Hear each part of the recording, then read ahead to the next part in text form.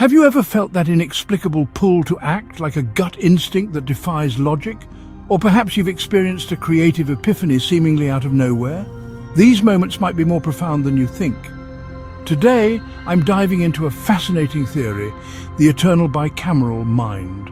Originally conceived by Julian Jaynes, the bicameral mind theory suggested that ancient humans possessed a psyche divided into two parts, one that commanded and one that obeyed, with divine voices driving action. Jaynes argued that this structure collapsed millennia ago, giving rise to our modern introspective consciousness. But what if I told you that the bicameral mind never truly vanished?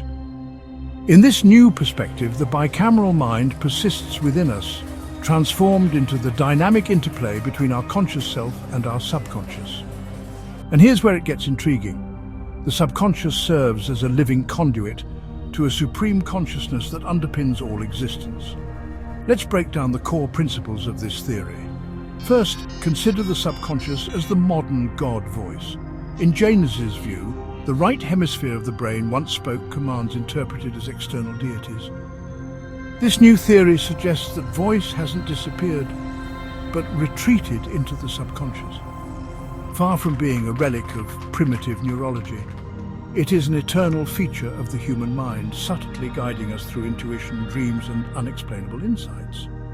Unlike Jaynes' externalized gods, this voice is internal yet transcendent, a whisper from a universal source rather than a fragmented hallucination. Next, let's talk about the supreme consciousness as the source. The subconscious doesn't speak from personal experience alone. It receives from a greater, unified consciousness, a supreme consciousness that flows through all beings. This aligns with concepts like the collective unconscious or the divine unity found in mystical traditions. The commands or nudges we feel, whether as gut instincts, creative epiphanies, or moral imperatives, are echoes of this singular intelligence, filtered through the lens of our unique subconscious. Then, the conscious mind as the obedient chamber. The left hemisphere, or conscious self, remains the doer, interpreting and acting on the subconscious's directives. While modern humans pride themselves on rationality and free will, this theory posits that our choices are often downstream of subconscious prompts we rarely acknowledge.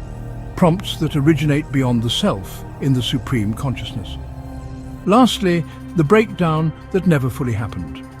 Jaynes tied the collapse of bicameralism to societal shifts around 1200 BCE, like writing and complexity, which silenced the gods.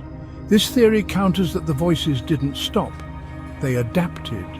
As humans developed language and self-awareness, the supreme consciousness shifted its expression from overt commands to subtle undercurrents, preserving the bicameral structure in a quieter, more integrated form. The implications are profound. In everyday life, when you feel an inexplicable pull to act or when inspiration strikes, it's the subconscious relaying the supreme consciousness's guidance.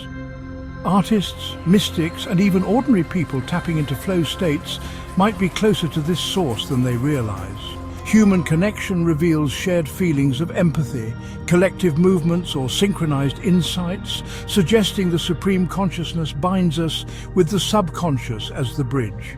Ancient gods and modern faiths could be cultural interpretations of this universal voice refracted through human symbols.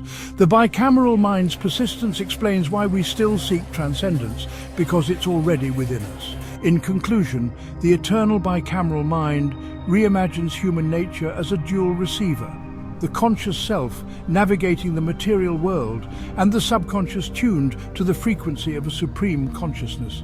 Far from a lost stage of evolution, this structure defines us still.